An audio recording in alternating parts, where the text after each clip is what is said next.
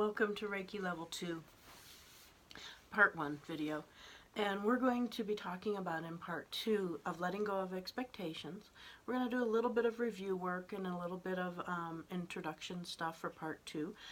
Symbols, we're going to talk about symbols, Hunsha, Zeishonen, Chokure, Shihiki, Tamarasha, the purpose of Reiki 2, and we're going to talk about doing some breathing exercises as well. We're going to talk about chakra vibrational mantras. We're going to find focal points, hand positions, and then of course the disclaimer and that type of information. We're going to cover all of that in this lesson and in Reiki Level 2. And what I wanted you to do is I want to encourage you to have your manual handy so that you can be looking at it while we're working our way through this. And the first thing we're going to talk about is letting go of expectations. When you're doing Reiki, you really can't put an expectation on it and say, well, I want this to accomplish this, I want this to do that, because their energy may not be ready to do that. It may not be for their best good, for their highest good.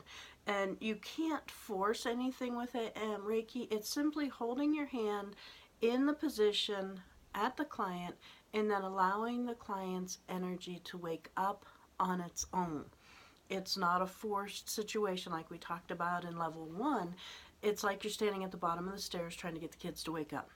And when you're doing Reiki, that's what you want to remember, is your whole focus, your whole intention, and your expectations, if you want to have some, is that their body is going to wake up. Their body is going to do what it needs to do for that person, for their highest good.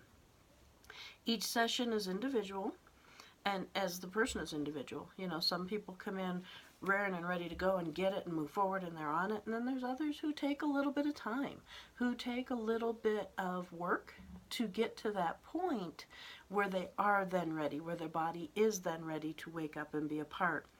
Let go and let the higher conscious do the work, not you. Let the higher conscious of you connecting with their energy, waking their energy up, become the consciousness, the highest level of conscious, always for the highest good. And this holds true for anybody you work on.